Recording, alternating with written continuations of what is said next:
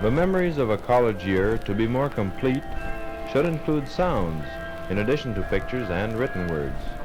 Here are some of the sounds of this year, 1958 and 59, at Wisconsin State College, River Falls. First of all, let's hear from Secretary of Agriculture, Ezra Taft Benson, as he spoke on our campus during the second annual Rural Life Conference, October 25th. It's so easy to be misled by some things that are said in sort of a spirit of demagoguery that the family farm is passing out of the picture, that people are being driven off the farms. The family farm has been, is now, and in my judgment always will be the backbone of American agriculture. The family farm is changing. That's all. Changing for the better. It's becoming larger, stronger, a better place to live. Homecoming, the slogan, Pioneer Plowdown, and the Falcons did plow down the Platteville Pioneers to win the Wisconsin State College Conference Championship. Our queen, Mary Doherty. I'm very happy to have the honor of presenting to you your 1958 homecoming queen, Mary Doherty.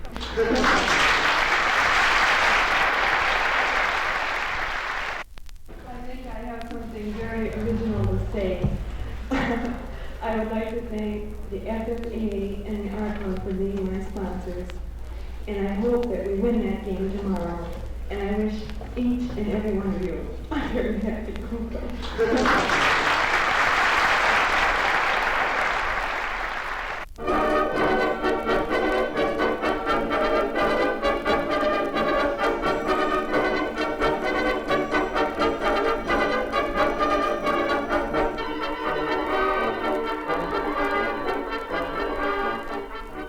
Winter Band Concert, the evening of February 12th. This selection from the concert, España Rhapsody.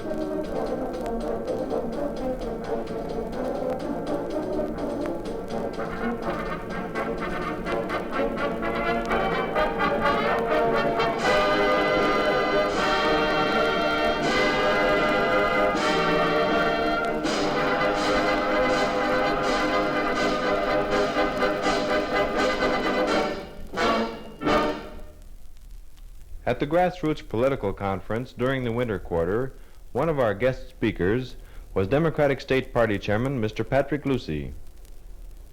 The Republican Party, as you know, has been in power here in this state from 1938 to 1958.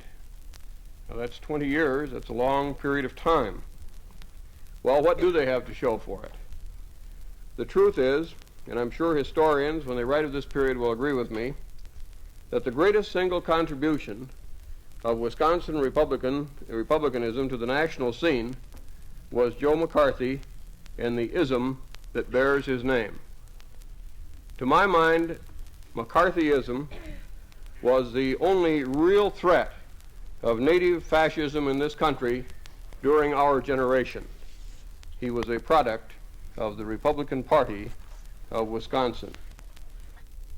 Also, there was Republican State Chairman Claude Jasper and his answer to Mr. Lucy. I think it's rather enjoyable to see Mr. Lucy use Senator McCarthy as an excuse for the shortcomings of the Democrats and their having failed to get into the missile program and let it go till 1951. Now, if Governor Nelson has a program, this is the first time I heard about it, and I don't know that a withholding tax, which is nothing but a tax grab, is a program. It's a windfall to collect 2 years' taxes in one. Governor Nelson was very glib all summer and up until November 4th on all the things he was going to do, and he woke up November 5th as governor of the state the most surprised man in your life, and he hasn't recovered since.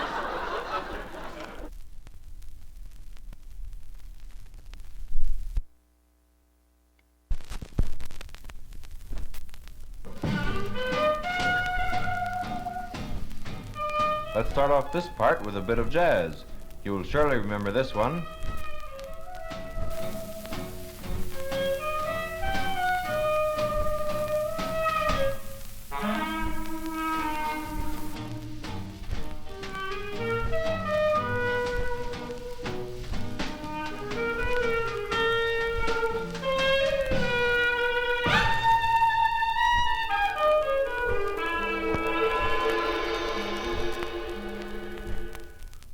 One of the major productions of the drama department this year was Elizabeth the Queen.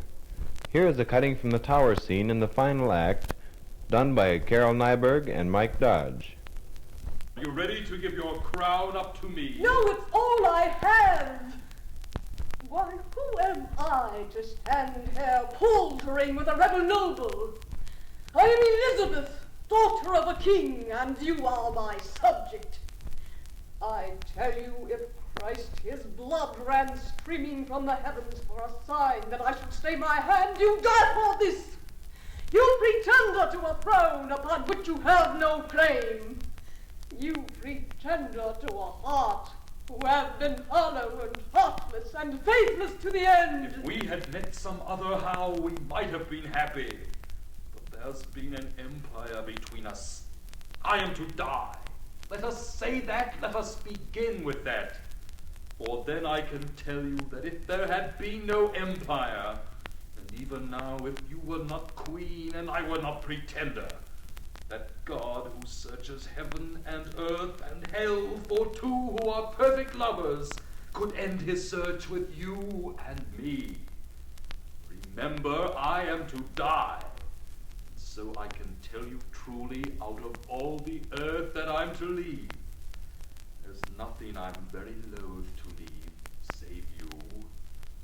Yet if I live, I'll be your death, for you'll be mine.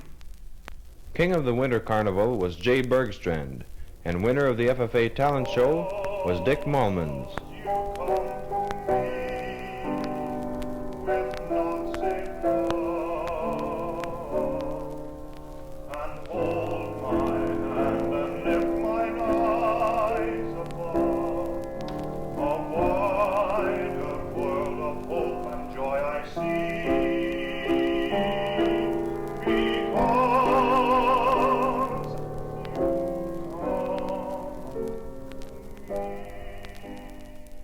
Now, a word from our college president, Dr. E.H. Kleinpell.